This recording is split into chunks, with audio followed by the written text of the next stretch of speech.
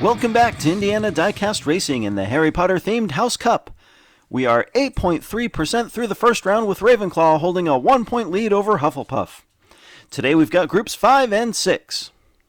Don't forget, competitors are driving in groups of 4, rotate each position over 4 laps. The top 2 will advance, earning 4 points for first, 3 for second, 2 for third, 1 for fourth, and the charity receiving the donations will be determined by the color of the tournament champion's car.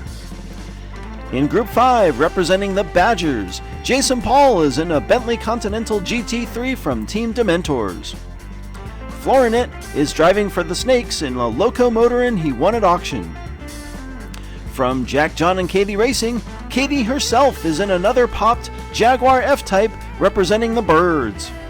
And finally, in a cherry red Morgan Plus 8 called Plus 8 for Gryffindor, we've got Kit Kayum from Gen X Vintage Racing. Jason and Florinit start on the front, Katie and Kit in the back. I was skeptical of Jack's pop chassis in Group 2, but he did rather well. Florinit and his Slither train take the early lead. The group spreads out as they enter the triangle. Only Kit threatening as Florinit wins lap 1.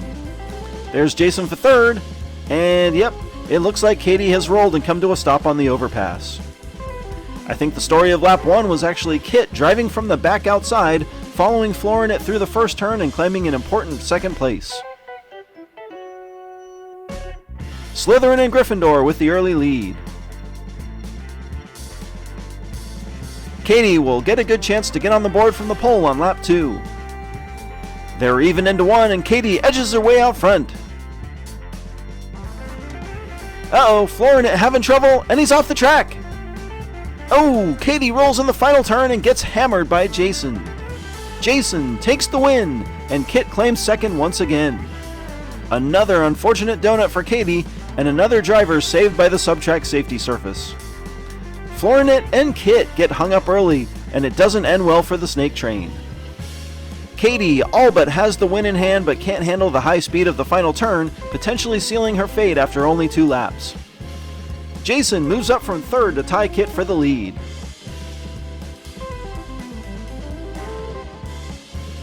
Kit will get a chance to break the tie from the pole with Katie on the outside. Kit gets in front but spins. Florinit again has trouble and Katie's lost her windshield. Kit takes lap 3 in reverse, Katie is second, and somehow Florinit has recovered to zoom in for third. Looks like Jason is stalled in turn 3.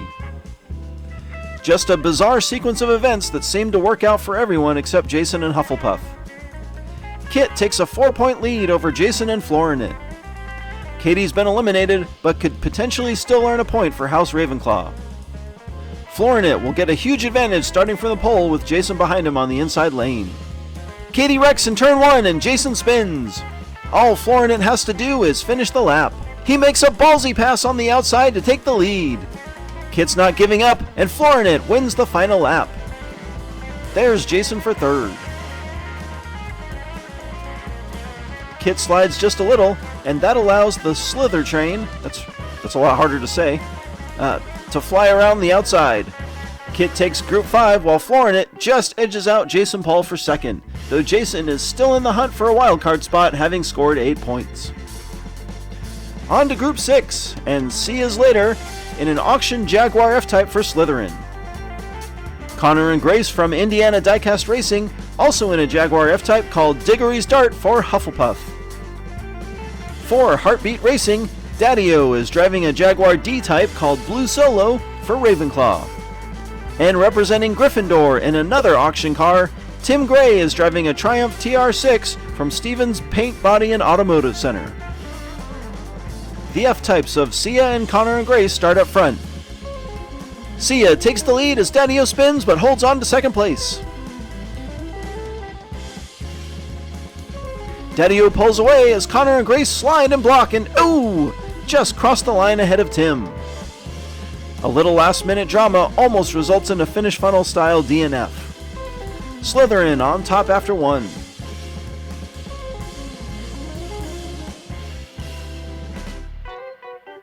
Daddy-O joins Sia's later, up front for lap 2. Daddy-O leverages that inside lane to pull ahead this time, and they get on line. Tim rolls in turn 3, and the field passes him by. Daddy-O takes lap 2, followed by Sia and Connor and Grace. Hagrid will check out Tim's car to make sure he's okay.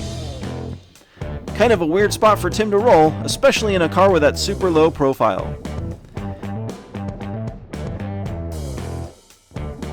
Daddy-O ties it up with Sia, and Tim is really in danger of an early elimination. He'll get to make his case on lap 3 with Daddy-O on the outside. The outside lane a bit faster as the points leaders pull ahead.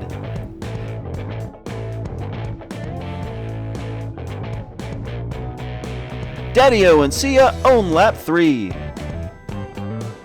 A late spin by Tim, but he's able to hold on to third.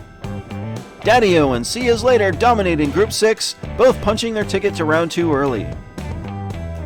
Connor and Grace and Tim will lead the final lap, vying for that single house point for third. Tim gets a good push from Daddy-O on the outside and slides out front. Daddy-O continuing to block Connor and Grace. He must really not like Hufflepuff.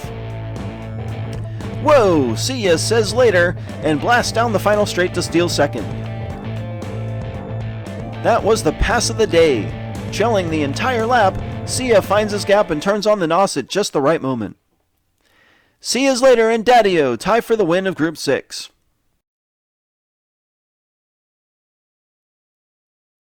Jason Paul adds himself to the list of wildcard contenders alongside Gryffindor's Nellie. The big winner today is Slytherin, taking home 5 house points and doubling their score. Ravenclaw, however, extends their lead over Hufflepuff to 3. Also, the House Cup Best in Show voting is complete. There were so many great entries, even the number of finalists selected hardly captured all the entries that were worthy. Congratulations to Selena Redsparks of Arlo Racing, and well done on that outstanding Triumph TR6, even if it is Gryffindor themed. Honorable mentions also go out to Ruby Doo of Golden Owl Racing and Sawyer of Uncle Elvis Racing. This has been Jim D for Indiana Diecast Racing. Be sure to check in next time for more slightly above mediocre diecast racing and Groups 7 and 8 of the House Cup.